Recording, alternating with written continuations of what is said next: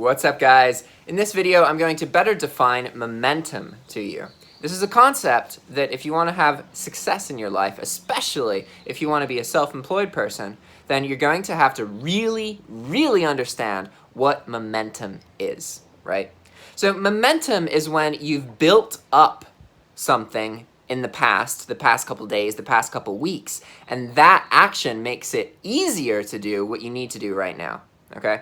Let me give you some tricks here. We're going to talk about what is easy in life and what is hard in life, okay?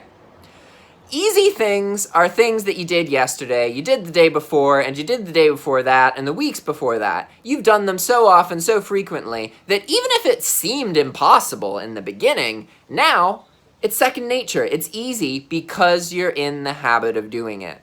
That is what makes something easy. Being in the habit, and you did it yesterday, you did it the day before. So it's hard to not do it. It becomes harder to not do something like that because you're in habit, right?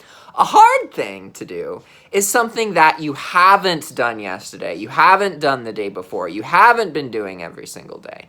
So the hardest things in life are things that are new to us. And so often when we're trying to change our lives, we have to incorporate new habits into our lives. We have to habitually do the work every day that we think is going to make our future better.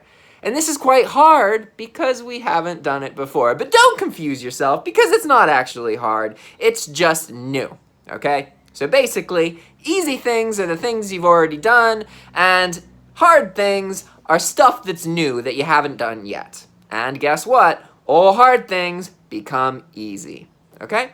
That's what momentum is. Momentum is having done a series of habits in the past that put you in a position now where it's hard for you to not do the things that you need to do to move your life forward. All right, guys. Thanks for watching. See you next time. Ciao!